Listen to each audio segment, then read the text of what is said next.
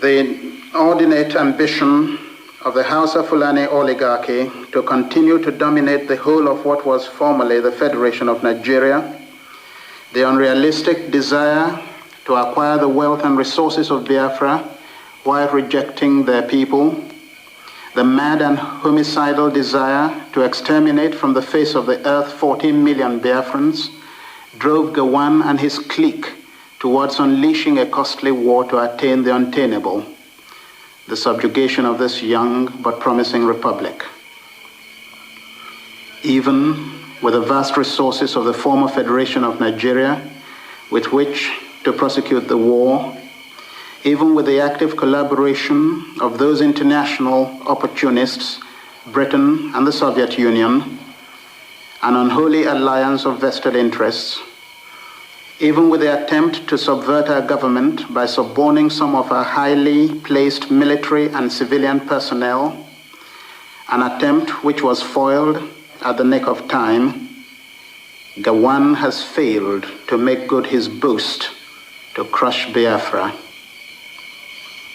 A campaign which he bragged would only take 48 hours to accomplish has now dragged on for almost 5 months and will drag on for as long as it takes Gawan and his clique, both Nigerian and others, to realize that nothing can shake the will or crush the spirit of a determined people. If Gawan's military campaign has achieved anything, it is only a confirmation of the fact that Biafrans have nothing to expect but destruction from the hands of their erstwhile Nigerian compatriots. In the few border towns which fell into the hands of the Nigerian forces, Biafrans were pillaged and what could not be stolen was destroyed, while the men were shot and tortured and the women defiled. Even foreign correspondents have testified to the massive killings of people of Biafran origin and a particular ethnic grouping in the Republic of Benin when that young republic fell into the hands of the Nigerians as a result of treachery. Instead of accepting the fact and the truth which they know, that they forced the people of the former Eastern region out of the Federation, the Nigerian aggressors have been attempting to dupe the world by claiming that we seceded in order to keep our oil wealth to ourselves. You all know that in spite of our oil and other resources, the former Eastern Nigerians were always the greatest advocates of unity. General Irunsi, himself an Easterner, was murdered by the northern Nigerians because of his determination to unify the country. For a people who have made such great sacrifices and abandoned their most valuable investments in Nigeria in quest for safety, this is the unkindest thing to say. No, it is the Nigerian leaders themselves who are in fact guilty of what they accuse us of and have shown beyond doubt that they are only interested in having our resources and not our people. That was Ojukwu 5 months into the Nigerian Civil War. When Aburi failed, Ojukwu insisted on Aburi we stand, and they went to war. In Aburi, they agreed that the army should be reorganized in order to restore discipline and confidence. Let me tell you about my guest, Dr. Obadiah Melafia.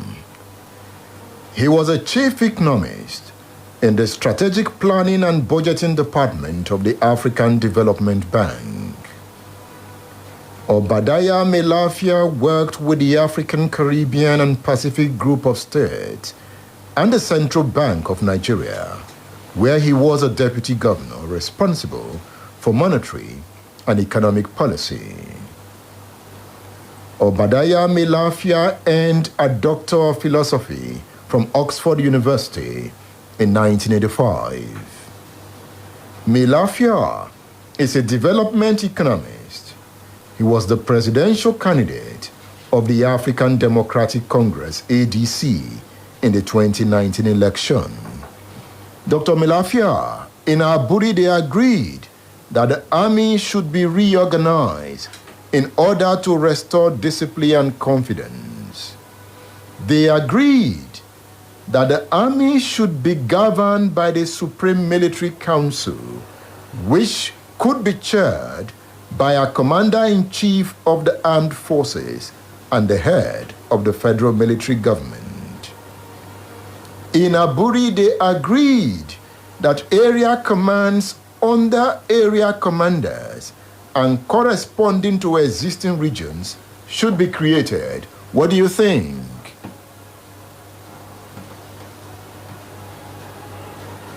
Well, thank you, and thank you for your kind introduction. I'm very humble. You know, in the discussions we are having, ultimately we should always remember that we're talking about defense that swallowed the lives of 3 million people. It is not a joke. Therefore, our loyalty must be to truth and to objectivity. Honestly speaking, I don't believe any of them believed in Aburi. Gowon was already head of state. Whether, I don't know what kind of preparation you want. He had no preparation. Oh, okay. He will join again. Well, how many theses was he supposed to write?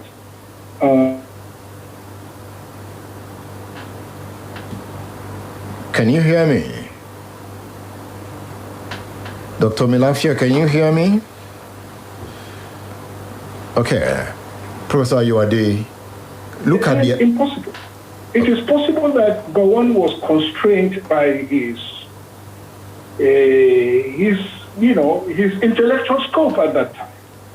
He was 31 years of age as head of state. He only went to Government College Zaria and then to Sandhurst Royal Military Academy, as prestigious as that was.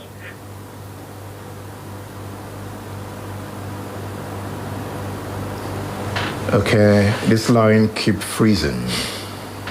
We are struggling with internet. But look at some of the agreement, Professor Yuade. Area commands under area commanders and corresponding. Sorry. Hello, Dr. Milafia. Can you hear me now? Yes. Can you hear me? Yes, I can hear you. All right, go on. Just conclude your point. That none of them truly believed in Aburi. Even Ojukwu, for him, Aburi was a stepping stone to his own ambition to be a big fish in a small pond called Biafra. Number one, Aburi was not a mediation meeting. It was not an arbitral settlement. It was not a treaty agreement. So nobody can hold a head of state on the basis of that kind of agreement, which was a gentleman's agreement. Even if it were a treaty, under the Vienna Convention on the Law of Treaties, whatever agreement you make outside your country, you must come back home and domesticate it through a process of accession and through a process of ratification. For whatever reason, Aburi, in the end, if it had been implemented, in fact, set conditions that were unfulfillable. And if you cannot implement a treaty, honestly speaking, it is null and void and of no effect whatsoever. What did Aburi mean to you? The first three agreements about regional commands, did that mean that Gowon was losing his authority? That was a failure because there is no military in the whole world of military history that has regional armies with separate commands. Doesn't exist anywhere. So they were making something that they know will not work. That's number one. It was, in effect, even though Chukwu said confederation was never mentioned, but in fact, it was what they had agreed was a de facto confederation. And it would not have worked because there is no confederation anywhere in the world. Even Swiss that started as a confederation, they are not a federation. So there's no confederation anywhere in the world. Confederation is like NATO. It's neither here nor there. So when who was at that time, Solomon Akenzwa, when he saw it, as permanent secretary in the cabinet, he had a duty to draw, and he was doing his job as a civil servant. As a civil servant in those days, until they became what they are now, I don't know what they are. In those days, they were very serious people. And Akenzwa too was a prince. If there is a prince in Nigeria, he was a prince of the princes. He went to Cambridge. He read law and public administration. He knew his onions. He told Gowon, this thing is not going to work. Because if it's to be implemented, the country will disintegrate. And then thirdly, they created an agreement whereby the governors had veto powers on what the commander-in-chief would do. Certain agreements must be sent to them. They must give their approval. They must give power, my brother. Power is never shared anywhere. All right. By anybody. Dr. Melafia, let's come to Professor Yuadi. Was Aburi a confederation? Well, the arrangement was just to cool off. Now, in a dispute, you must get back to a situation where people can still talk together. And what Aburi tried to do was to evolve a kind of devolution of powers, which does not mean autonomy. It only meant that you'll be responsible for certain things, and that those things would then be discussed at a higher level if there is need to do so. So it was a devolutionary arrangement. It wasn't really confederation. Although they misunderstood it and they talked about confederation. Was it workable from what Melafia has explained? Different commands of the military. You see, they were governing Nigeria. They were not governing the military. The point is that when they were talking about the military, actually they were using the military as a euphemism for the people. It couldn't have been military. The military wasn't, that was not the problem. The problem was the governance of the country. Remember, Clause 2, subsection D states, a military headquarters comprising equal representation from the regions and headed by a chief of staff should be established. A Lagos garrison, including Ikeja barracks, should be established. But look at this. It said during the period of the military government, military governors should have control over area commands for internal security. Yeah. That was taking power from the center. It did not take power from the center. You see, even now under this constitution, I don't know what to call it, whether federal or unitary. What do you call it? I think it's a bastardized federal system. We don't have a federal system now. But the governor is still the person in charge of security. But it has been messed up in the sense that the policeman, the police commissioner under him, is responsible to somebody outside. So really, it creates a problem, and that's the kind of rough edges that we need to clean up. You are either in charge or you are not in charge. There are occasions when it becomes impossible for a governor to give instruction to a police commissioner. He will take his instruction from the IG, not from the governor. And at the same time, the police commissioner is a member of the security committee in the state. So I think that these are areas that need to be cleaned up. And under the Aburi thing, the governor is either in charge of his state in terms of internal security. Somebody in Abuja cannot be taking care of the security of people in Elebu, in Ibadan. It has to be domiciled in the place. And that was what Aburi That's what called for. Aburi was talking about. Professor John Ayuade is Emeritus Professor of Political Science, University of Ibadan. He attended the prestigious NIPS Kuru, that's the National Institute of Policy and Strategic Studies. Professor Ayuade taught at various prestigious universities, including Williams College in the United States of America. He was also a Fulbright Senior African Scholar at Boston University, United States of America. He was head of Department Political Science, University of Ibadan at different times. He was Dean, Faculty of the Social Sciences, University of Ibadan. On Aburi we stand, Ojukwu insists, Chief Lekon Alabi. Thank you very much. At the beginning of this program, you said this is Aburi 2021. That is, those who are not born when Aburi report came out in January 1967 and thereafter, now they can compare and contrast. I was not there when the then Mr. Kenzua advised the then military head of state against implementing the Aburi report, but I can imagine the present generation, if they compare the Aburi report of 1967 and Aburi 2021 as being implemented on this channel, that they would not have asked those who went to Accra in 1967 and you brought a report back, who would not have asked them, excuse me, were you out of the hall when this agreement was prepared? And we heard Ojukwu saying that it was read over by the then Ghanaian military head of state, General Ankara. So, if it was made, agreed, assented, and signed by chief secretaries of 3 chief secretaries, 2 representing Nigeria, 1 representing Biafra, already cast and molded. So how would anybody want to dissolve it?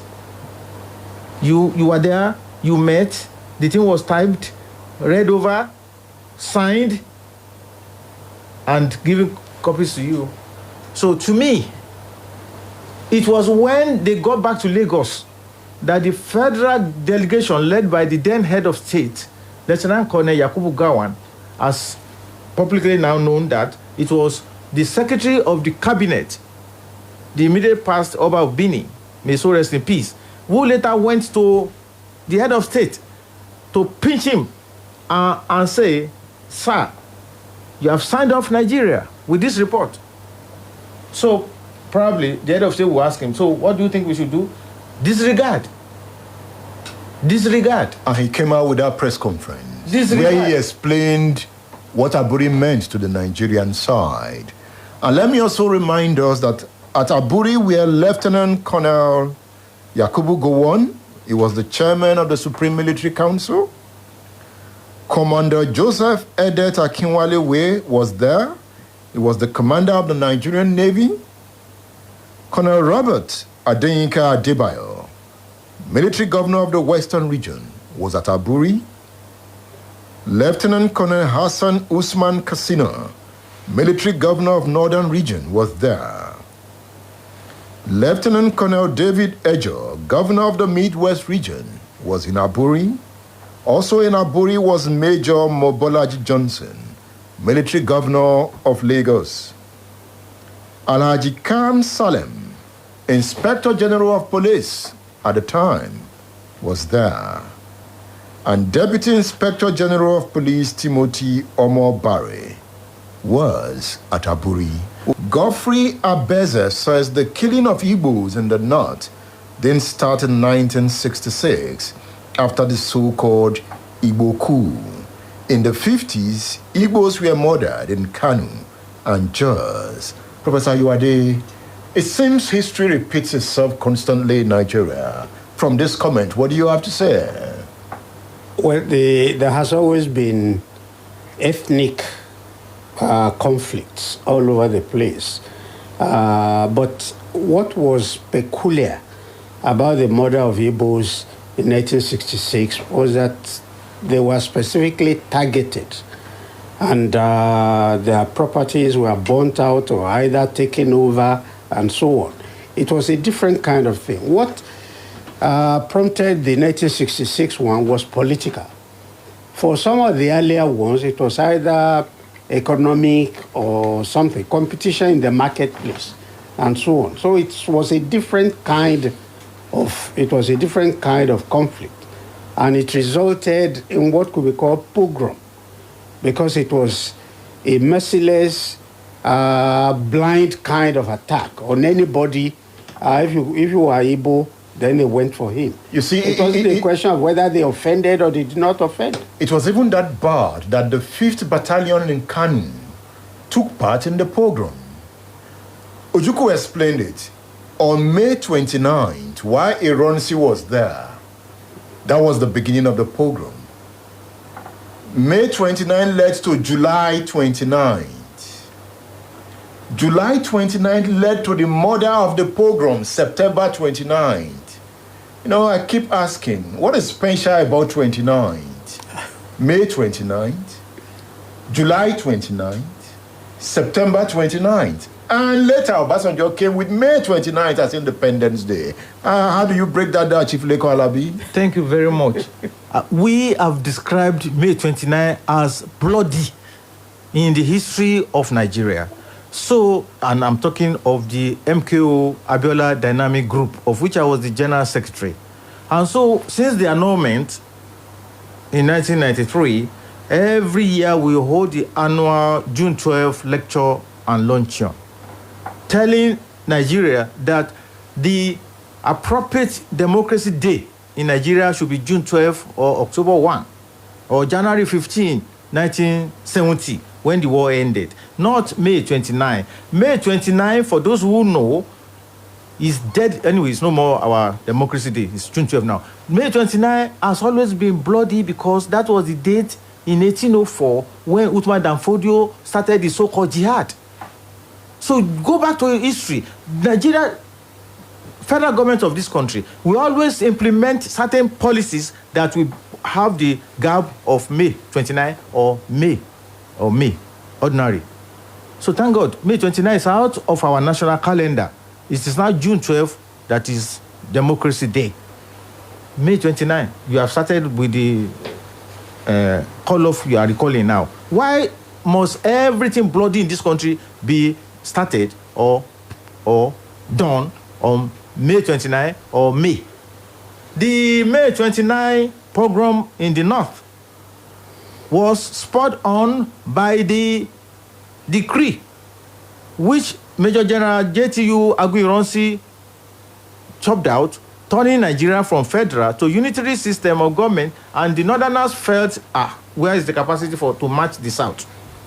So each time anything is done in this country, they always look at the south as wishing to take advantage through the back door. Is that not how the south is suspect in the north today? I thank everything wrong with Nigeria is the Fulani. I thank you that you started and you have christened this program today as Aburi 2021. This is another opportunity for Nigeria to sit down and look at past mistakes. We could have avoided all these wastages of lives and property if we just sit down. Original Aburi report, which we are discussing on today, 1967. Why did federal government make a, what do they call it now, face turn on the advice of a secretary of a cabinet? Why didn't you recall the other parties or send messages to Enugu that when we got home, we have held another meeting and we think we should review?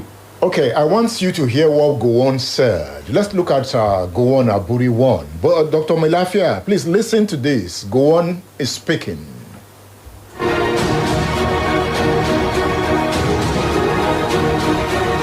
when we came back, and Ojukwu did not go to make the statement he made first, virtually giving the impression that we've agreed for a confederation to move apart, etc., which was really not in exactly that. If I had had the opportunity to make my broadcast in a fast, because that was the agreement, not for him to make the broadcast fast, then if I had committed myself to what he said, then there wouldn't have been any problem. But he went and said certain things that certainly looked wrong, and therefore we saw in practically everything he did, I think it was for to play up to the gallery, not being sincere.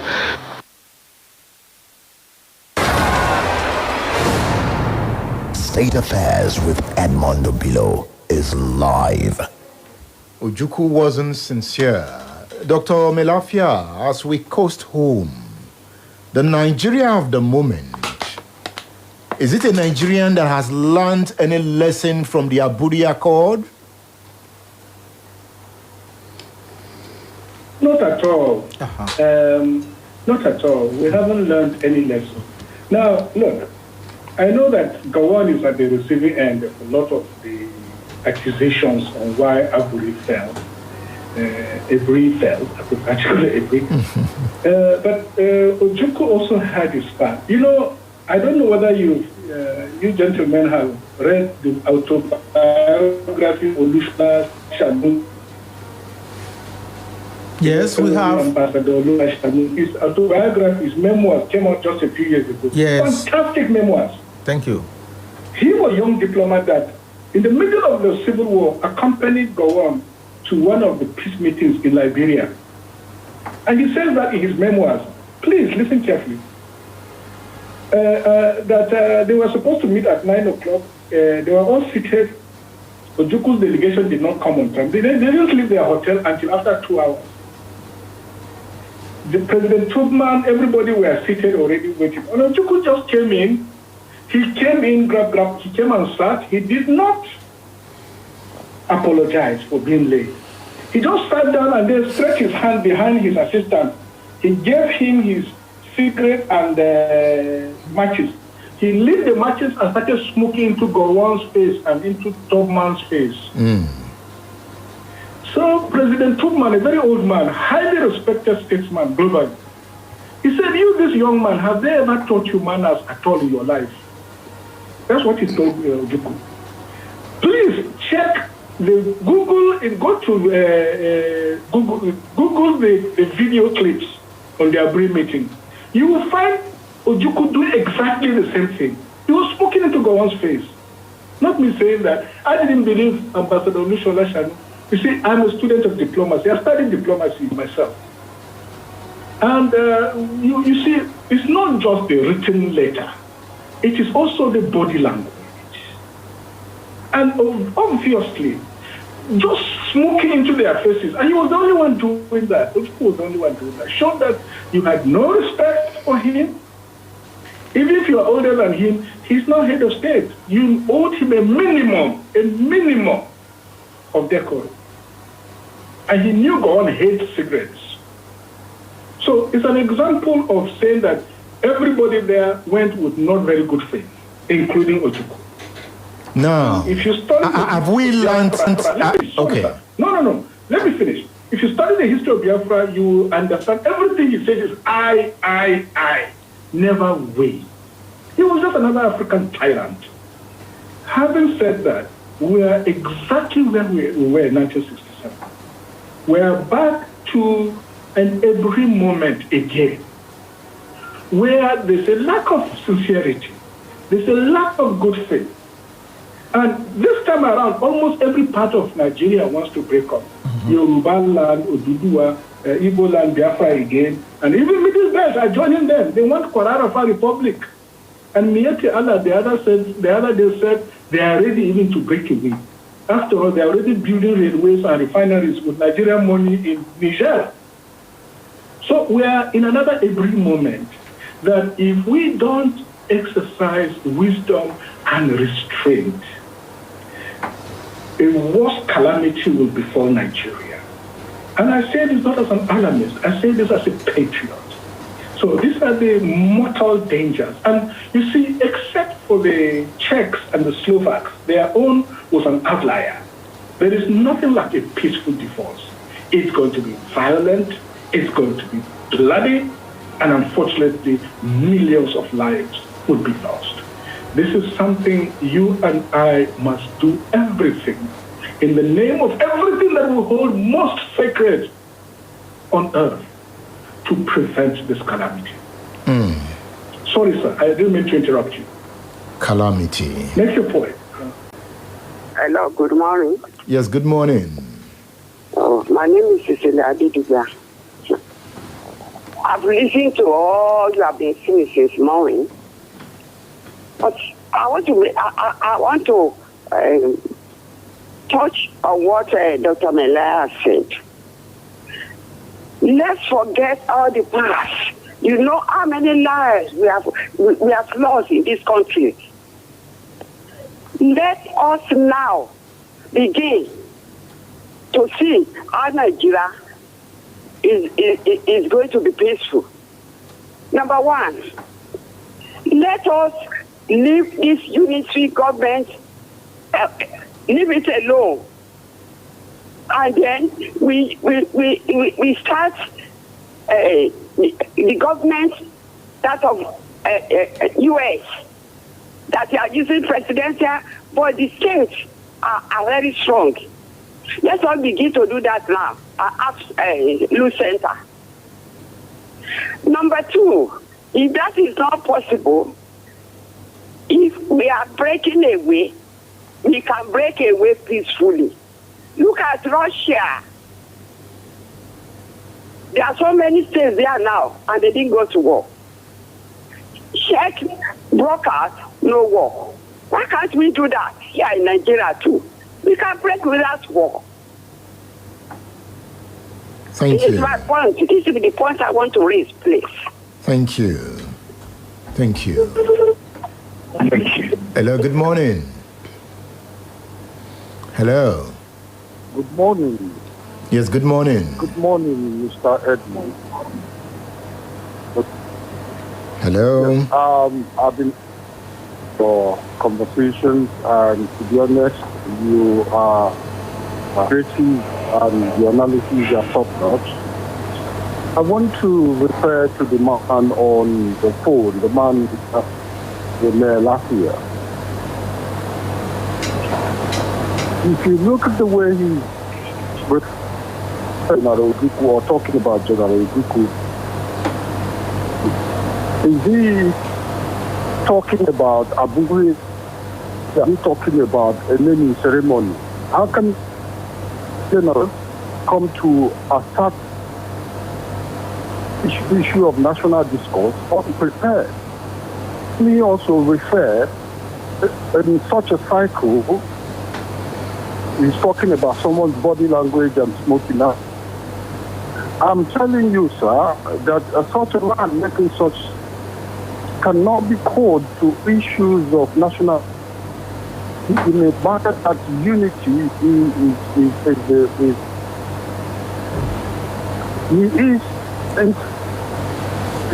Your line is not clear. Your line is not clear, but you have made your point. You have made your point. Dr. Melafia, a caller just called, and the caller is saying he's not comfortable with how you described Ojukwu in the various meetings, especially your reference to him smoking in meetings. So Let him go and read Olushola's Shanu's book. Yes, Let him go and read I'm not the one that said it. Yes, I have read that book. I have interviewed him. Yeah. I have interviewed Ambassador Olushola Sanu on that subject. But the caller is saying yes, that Ojukwu is more than how you have just described him. Of course, everybody is more than just how you describe them. I wasn't saying Ojukwu is a bad man, but I'm just saying that he is just another African tyrant. Look, let Nigerians be sincere with themselves. Was Biafra a democracy? Was it governed based on the rule of law? I know it was a time of war. Why did he execute Samuel Agba, Emmanuel Isajona, Victor Banjo, Philip Alale? Because they disagreed with him on principle. He lined them up and executed them.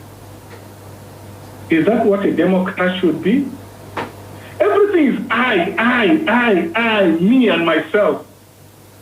Who born you, by the way? Millions of people died. Go and read people like Odia Ofemu. Ochuko was offered possibility to allow Red Cross. He refused. Millions died because of that. Okay. The mathematician Chike Obi. Listen. The mathematician Chike Obi came out very strongly. Even people like Nnamdi Azikiwe in the end disagreed with him. We are not here to pamper sacred cows. Let me reveal to you, I myself, I was just a primary one child. They took me to go and kill me because they said I looked like an evil boy. The only thing that saved me in 1967 was that some elder boys, senior boys came and they saw this man carrying me away to go and kill. And they lost, hey, he's not an evil boy, we know his parents. That was the only thing that saved me. Okay. I wouldn't have been here sitting and talking to you. And then my father, God bless his soul, he was a clergyman. He saved so many Igbo families. So many of them, they stayed in our homes, they stayed in our farms. He protected and sheltered them until they threatened to kill him and kill all of us. Okay. I can never forget that. Dr. Melafia, we just have to go. Not anti-Igbo, we're here to speak truth. That is what will save Nigeria, not lies. Not lies. Chief Lekon Alabi, can you intervene? We just have to go. Round off your point. Thank you very much. Aburi, 1967. Today, as you have christened it, Aburi 2021. We must avoid all the mistakes of the past. What do we do? Thank you. We must operate Nigeria in a real federal system. If we don't? I know we are going to see the damages of the past. We live, my father and my family lived at number 86, Owerri Road, Asata, Enugu. Two of my sisters went to Queen's College, Enugu. I saw the dehumanizing lives that the Igbos lived during the war. I was there. I might have just been 18 or 19 years old. Why must Nigeria continue to insist on living on lies? Lies. Professor Yoade. Well, what I say is the development of Nigerian politics. One, all states of the Federation, the old states of the Federation, the regions, all the states attempted to secede at some point or the other. So secession is not anybody's monopoly. Even Adakaboro started it here. Yeah. Apart from that, General Ironsi made Nigeria a unitary state, Decree 34. Now, the North opposed Decree 34. What the North is operating now is exactly Decree 34. So the way we are moving, it appears that we really don't have any stable position. People take any position of convenience. So can I say on Aburi I stand? Will I be right? Yeah, you are right.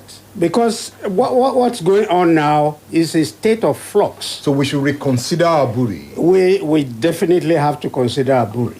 Otherwise, if we don't consider Aburi again, we might lose Nigeria. Dr. Melafia, you just have 30 seconds. Should we consider Aburi again? Should we look at our Ahera declaration too? If you stand on Aburi, you will fall on Aburi. Aburi is dead and gone. It was a non-starter. It was never meant to work. Let us sit together and hammer out a true re-engineering of the Nigerian constitutional framework in a manner that is doable, practicable, fair, transparent, and just to all the nationalities of Nigeria. I still love Nigeria. I think God destined us to be a great nation, and we can be that. We have to be fair to Indigo. We have to be fair to everyone. but it must be based on the principles of justice for all. Thank you. This is where I stand. Dr. Badayami Lafia, thank you for featuring on State Affairs. Thank you. And Professor John. Thank you to my senior colleagues, and I appreciate you. And I also appreciate you, Edmond. Thank you. Thank you very much. Thank you, Professor Ayode, for coming. Thank you, sir. And Chief Lekon Labi, thank you for coming. Thank you for inviting me. And equity, justice must be the foundation of our existence. Do you have any advice for younger persons on history? Oh, history is back in school curriculum. Thanks to this government, they must not teach the theory. They must teach them what we are seeing and witnessing. It's enough lessons. Aburi 1967, Aburi 2021. Where is equity? Today is Saturday, May 15, 2021. Thank you. Edmondo Bilo is here. I worked with Bosunwa Lion to bring you this edition of the program. Yemi Prodigy is here too, streaming to the word. And Tosin Ayeni is here documenting the pictures of the moment, pictures of history. Thank you for listening. Next week is another time.